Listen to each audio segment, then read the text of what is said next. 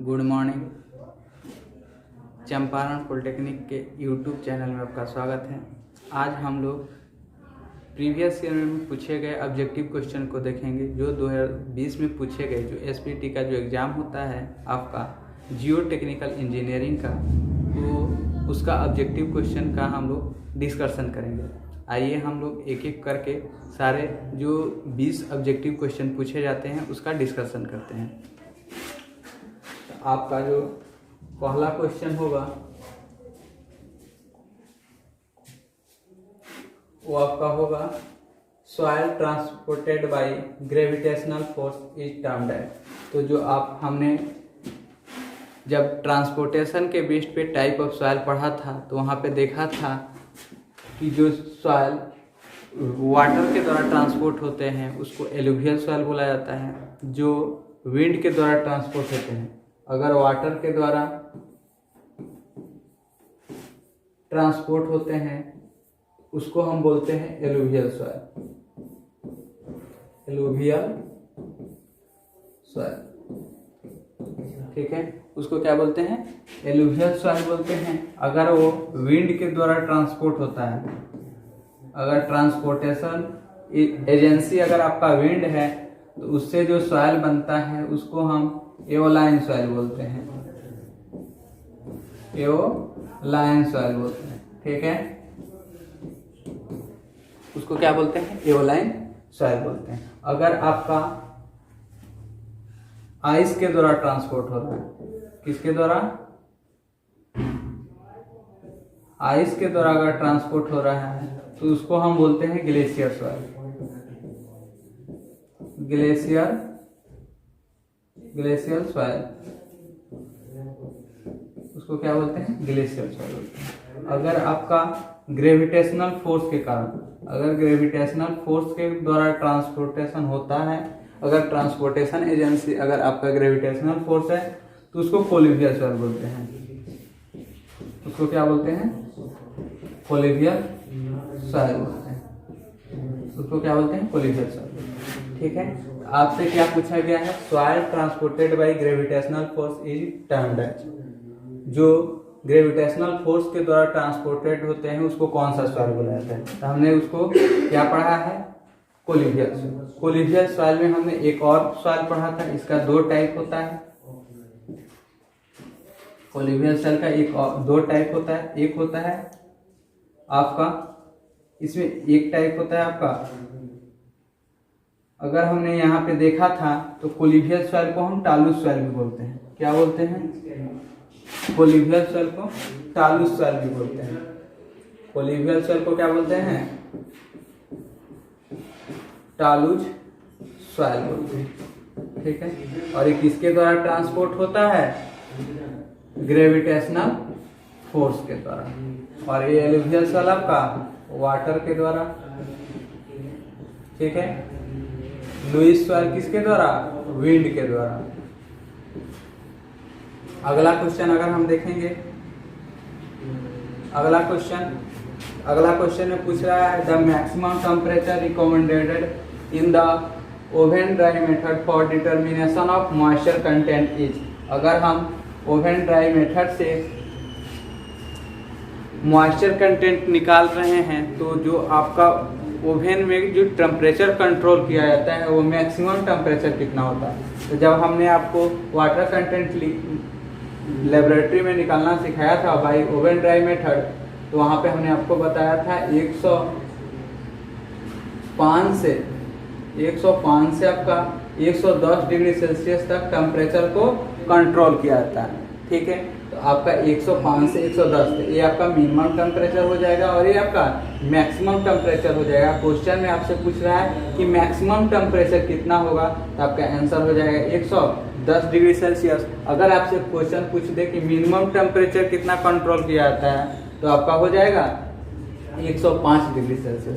अगर आपसे पूछ दे कि अगर ऑर्गेनिक सॉइल है तो हम टेम्परेचर को कितना रखते हैं, तो आपका हो जाएगा 80 डिग्री सेल्सियस, ठीक है। इतना आपको याद रखना है मॉइस्चर कंटेंट निकालने के वक्त ओवन ड्राई मेथड से, ठीक है।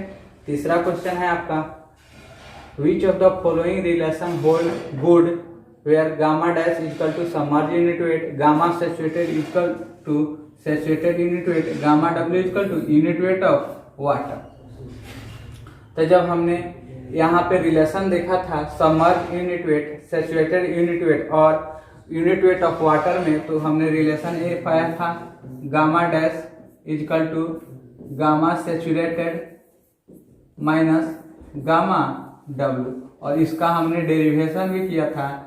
तो यहाँ पे आपका ऑप्शन कौन सा हो जाएगा, ए नंबर ऑप्शन हो जाएगा आपका। ठीक है, अब हम देखेंगे 4 नंबर क्वेश्चन। 4 नंबर में है porosity of A soil sample is 50% it's void ratio. तो पोरोसिटी आपको दिया हुआ है, कितना दिया हुआ है पोरोसिटी, जिसको हम एन से डिनोट करते हैं। आपका पोरोसिटी 0.5 यानी 50% दिया हुआ है। तो हम यहाँ पे 50% दिया हुआ है, तो 50% को हम कितना लिख सकते हैं, 0.5 लिख सकते हैं। आपका 50% दिया हुआ है तो 0.5 हम लिख सकते हैं। तो ई निकालना है। और हमने रिलेशन जब पढ़ा था पोरोसिटी और वॉइड रेशियो में, जब हमने रिलेशन पढ़ा था तो वहां पे देखा था E equal to n/1 minus n। और एक रिलेशन हमने देखा था जब हमको पोरोसिटी निकालना होता है और वॉइड रेशियो दिया हुआ रहता है, तो हमारा रिलेशन था E/1 प्लस E। और इस रिलेशन पे हमेशा इक्वेशन पूछे जाते हैं। तो यहाँ से आपका आंसर इसका होगा n के जगह पे हम कितना रखेंगे 0.5, 1 माइनस n के जगह पे 0.5। तो आपका आंसर हो जाएगा 0.5/0.5 यानी कि 1 इसका क्या हो जाएगा आंसर हो जाएगा। तो हमारा ए नंबर ऑप्शन करेक्ट होगा। ठीक है, आगे हम देखेंगे अगला question.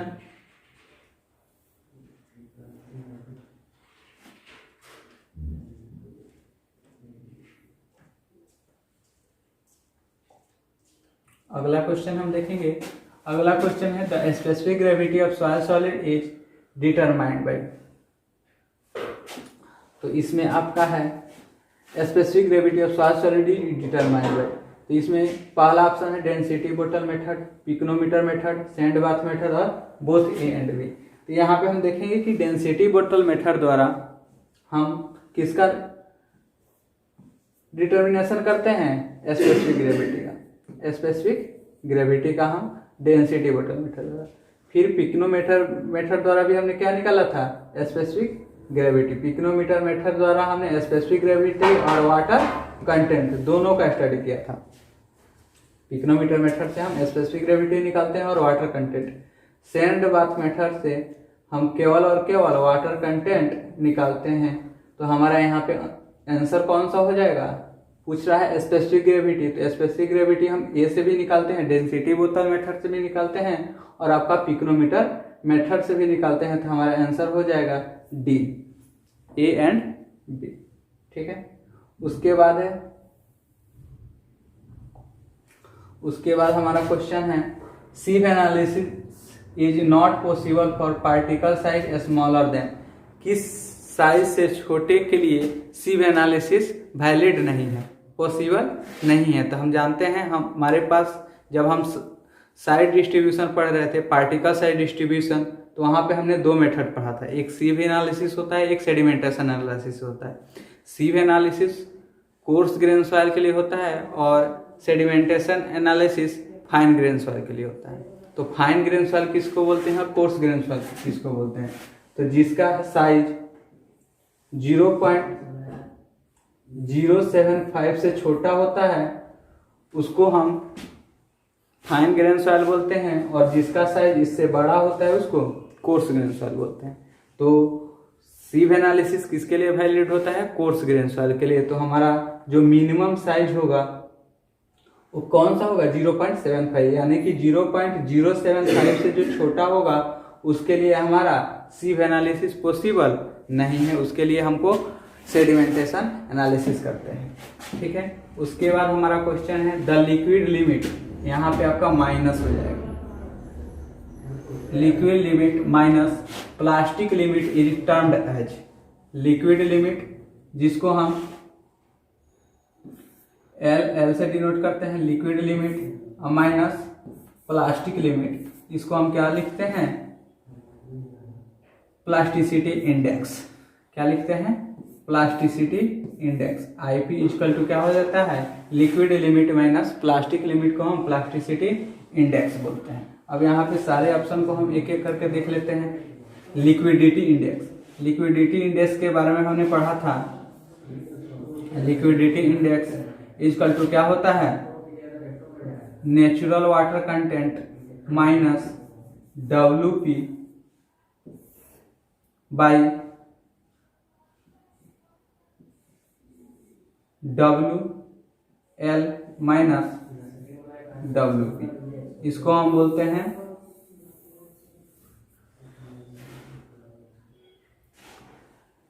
Liquidity index. Shrinkage index क्या है, श्रिंकेज इंडेक्स हो जाएगा shrinkage limit WS minus WP को हम क्या बोलते हैं, श्रिंकेज इंडेक्स बोलते हैं। क्या बोलते हैं, श्रिंकेज इंडेक्स बोलते हैं। टफनेस इंडेक्स हम किसको बोलते हैं, टफनेस इंडेक्स हम बोलते हैं plasticity index IP by flow index IF। Toughness index equal to क्या होता है, plasticity index by flow index को हम टफनेस इंडेक्स बोलते हैं। प्लास्टिसिटी इंडेक्स इक्वल टू क्या होता है, WL माइनस WP।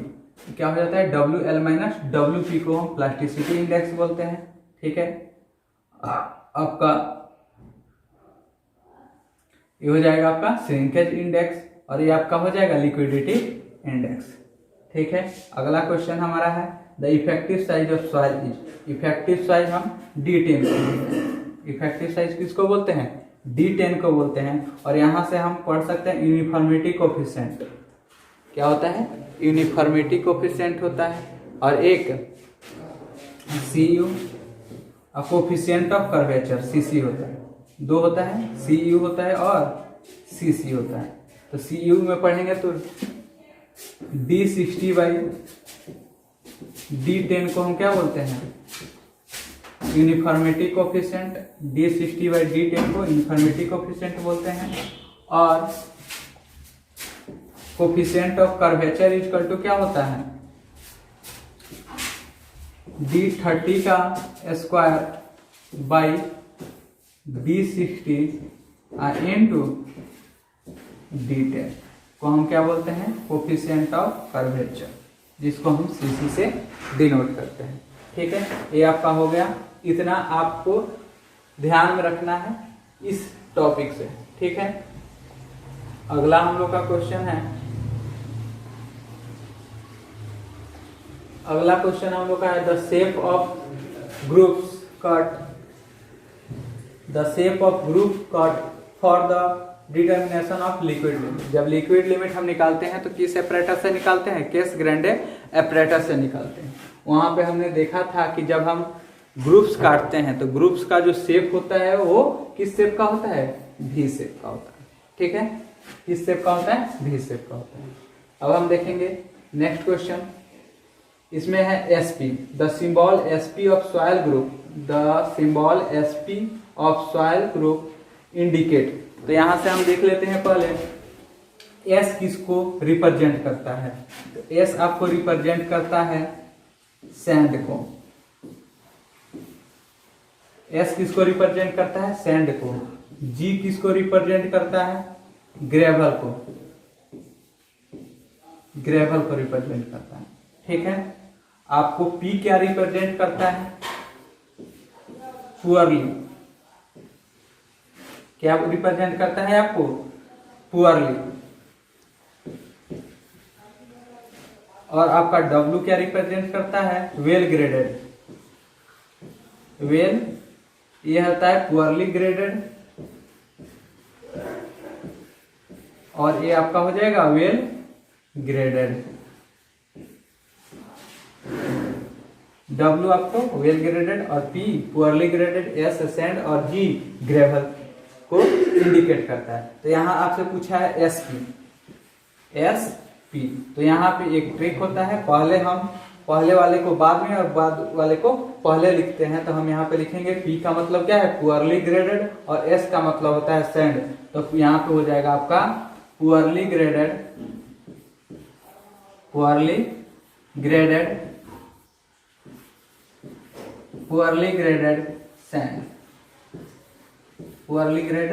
सैंड हो जाएगा। SP का मतलब पुअरली ग्रेडेड सैंड, इसका मतलब आपका आंसर कौन सा हो जाएगा, बी आपका आंसर हो जाएगा। अगर यहीं पे आपका SW दिया हुआ रहता तब कौन सा आंसर होता, पुअरली ग्रेडेड, आपका वेल ग्रेडेड सैंड हो जाता, वेल ग्रेडेड सैंड हो जाता। अगर वहीं आपका यहाँ पे दिया हुआ रहता GP या GW, तो GP का मतलब क्या होता है, पुअरली ग्रेडेड ग्रेवल, और GW का मतलब होता है वेल ग्रेडेड ग्रेवल। ये आपका पूछ सकता है, आपको SP यहाँ पे पूछा है, और ये तीनों में से कोई आपके एग्जाम में पूछ सकता है। तो इसको आपको क्या करना है, ध्यान रखना है। उसके बाद नेक्स्ट क्वेश्चन है आपका permeability varies approximately as the, permeability जो वैरी करता है अप्रोक्सीमेटली करता है, जैसे मैं मान लीजिए जो परमेबिलिटी है square of the grain size, permeability आपका D का स्क्वायर वैरी करता है, जो आपका K परमेबिलिटी कोफिशिएंट K जो वैरी करता है directly proportional to D square, directly proportional to T, और सारे भी होते हैं। तो यहाँ पे आपका स्क्वायर हो जाएगा, ग्रेन साइज का क्या हो जाएगा, स्क्वायर हो जाएगा। अगला क्वेश्चन देखते हैं, coefficient of permeability is usually expressed है, कोफिशिएंट ऑफ परमेबिलिटी का आपका यूनिट क्या हो जाएगा, तो कोफिशिएंट ऑफ परमेबिलिटी का यूनिट सेंटीमीटर पर सेकेंड होता है, सेंटीमीटर पर सेकेंड होता है। ठीक है, अब अगला क्वेश्चन देखते हैं।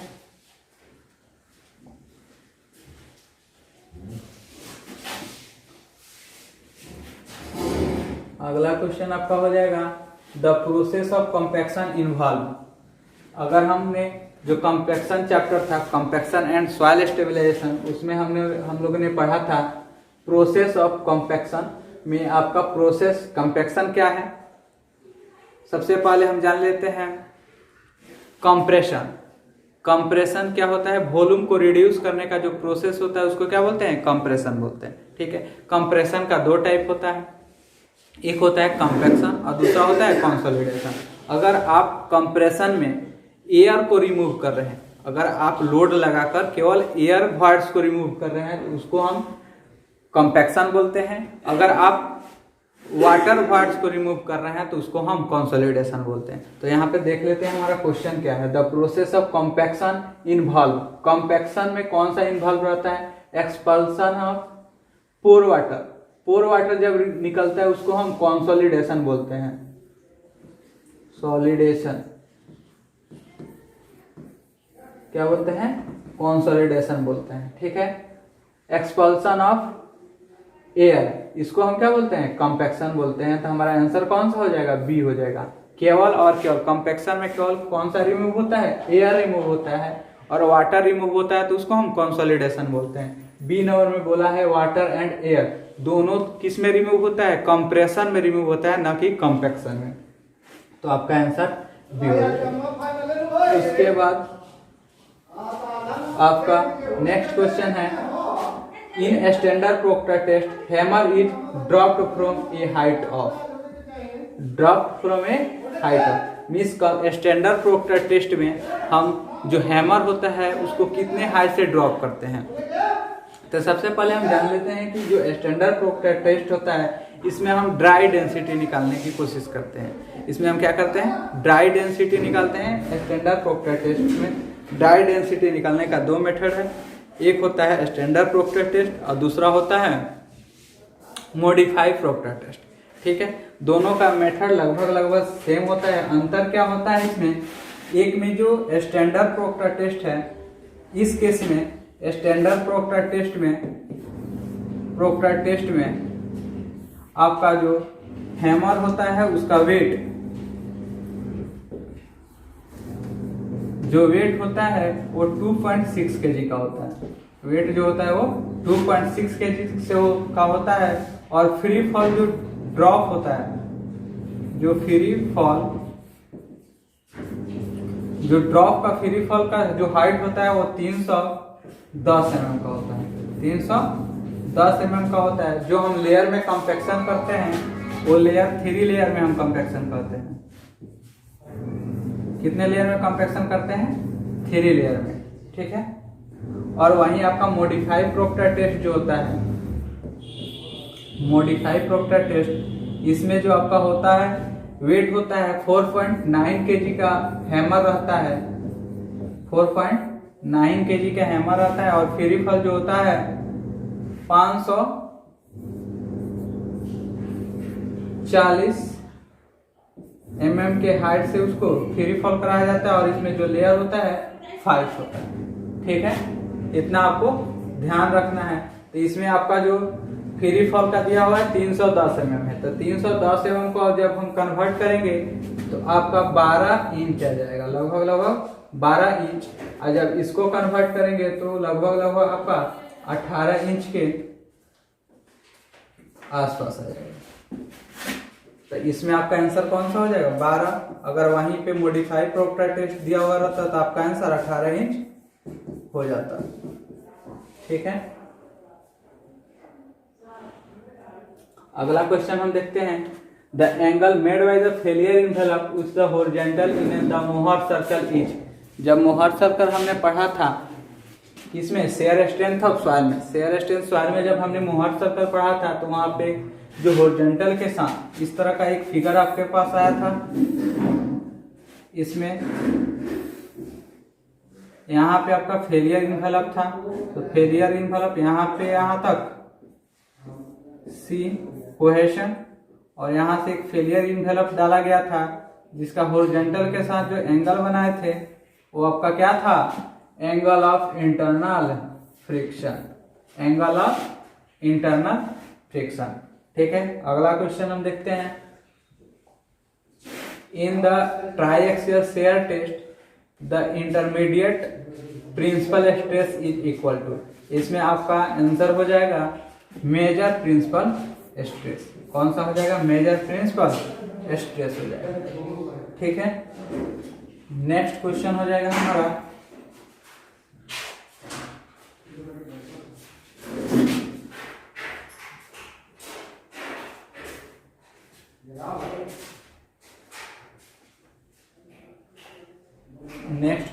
हो जाएगा coefficient of earth pressure is equal to. Coefficient of जो अर्थ प्रेशर होता है वो किसके बराबर होता है? के जो होता है वो किसके बराबर होता है? तो के आपका हो जाएगा सिग्मा एच बाई सिग्मा भी। Horizontal pressure by horizontal pressure by vertical pressure क्या हो जाता है? Horizontal pressure by vertical pressure को हम क्या बोलते हैं? Coefficient of earth pressure. और ये आपका अर्थ प्रेशर एट रेस्ट होता है। Earth pressure passive earth pressure होता है और एक्टिव अर्थ प्रेशर होता है, ठीक है। नेक्स्ट क्वेश्चन जब हम देखेंगे इसमें है the maximum pressure which the soil can carry safely without risk of share failure is called. Means वह मैक्सिमम प्रेशर जिसको सॉइल बिना किसी बिना रिस्क के उसको रेसिस्ट कर लेता है उसको क्या बोला जाता है? सेफ बियरिंग कैपेसिटी बोला जाता है। Safe bearing. वहीं आपका मैक्सिमम नेट प्रेशर रहता है। Maximum net pressure which the soil can carry safely without risk of share failure is called net safe bearing capacity. अगर यहाँ पे नेट लगा हुआ रहता तो आपका आंसर क्या होता? नेट होता। अगर आपका यहाँ पे सेफ नहीं लिखा रहता, विदाउट शेयर फेलियर लिखा हुआ रहता, सेफली ना लिख के केवल लिखा हुआ रहता क्या? Without share failure. वो मैक्सिमम प्रेशर जो बिना शेयर फेलियर के रेसिस्ट कर लेता है उसको हम बोलते हैं ultimate bearing capacity.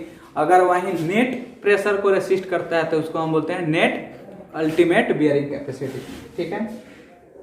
Next question होगा हमारा यहाँ पे है the method of improving the engineering performance of soil with the help of admixture. Means बोला गया है the method of improving the engineering performance, means वह मेथड जो सॉइल के इंजीनियरिंग परफॉर्मेंस को इम्प्रूव करने के लिए एडमिक्सचर डाल के किया जाता है, उसको कौन मेथड बुलाता है, कौन सा मेथड होगा? तो आपका मेथड हो जाएगा वो सॉइल एक्सप्लोरेशन से हम क्या करते हैं, जांच पड़ताल। सॉइल एक्सप्लोरेशन का मतलब होता है जांच पड़ताल। तो सॉइल को जब जांच पड़ताल करते हैं तो उसको बोलते हैं सॉइल एक्सप्लोरेशन, ठीक है। उसके बाद कंसोलिडेशन होता है, जब उसको कंपैक्शन करके करते हैं, एयर को वाटर को रिमूव करके जब उसका कंपैक्शन करते हैं तो उसको क्या बोला जाता है, कंसोलिडेशन बोला जाता है। स्टेबलाइजेशन क्या होता है, स्टेबलाइजेशन होता है जब उसमें हम एडमिक्सचर डाल के उसके प्रॉपर्टीज को इम्प्रूव करते हैं तो उसको हम सॉइल स्टेबलाइजेशन कहते हैं। इसका आंसर कौन सा हो जाएगा, आपका बी आंसर हो जाएगा, ठीक है। लास्ट क्वेश्चन है हमारा Stokes law. Stokes law is used to determine. Stokes law किसको डिटरमाइन करने के लिए यूज किया जाता है? तो स्टॉक लॉ हम देखते हैं जब हमने परमेबिलिटी पढ़ा था, परमेबिलिटी हमने पढ़ा था डार्सिस लॉ। परमेबिलिटी को कैलकुलेट करने के लिए हमने डार्सिस लॉ को फॉलो किया था। तो ये तो आपका आंसर होगा नहीं, क्योंकि इसको डार्सिस लॉ के द्वारा निकाला जाता है परमेबिलिटी को। उसके बाद कंपैक्शन में कोई लॉ पढ़ना नहीं है, कंसोलिडेशन में आपको कोई लॉ पढ़ना नहीं है। तो आपका आंसर कौन सा हो जाएगा, पार्टिकल साइज। कौन सा आंसर हो जाएगा आपका, पार्टिकल साइज, क्योंकि जो सेडिमेंटेशन मेथड होता है फाइन ग्रेन सॉइल के लिए उसमें हम किसका स्टडी करते हैं, किस लॉ का, तो स्टॉक लॉ का स्टडी हम करते हैं। ये रहा आपका 2020 का टोटल ऑब्जेक्टिव क्वेश्चन। क्या हुआ आपका, टोटल ऑब्जेक्टिव क्वेश्चन हो गया। आगे हम इसका जो सब्जेक्टिव क्वेश्चन है उसका स्टडी करेंगे, एक एक करके उसका सब्जेक्टिव क्वेश्चन को भी देखेंगे कि सब्जेक्टिव क्वेश्चन इसमें कैसा पूछा हुआ है। तो आज हम लोग ने ऑब्जेक्टिव क्वेश्चन को देख लिया है। इसी तरह आपके सभी ईयर्स का objective question plus subjective question आपको देखने को हमारे यूट्यूब चैनल पे मिल जाएगा, आप उसको देख सकते हैं। आज के लिए इतना ही, थैंक यू।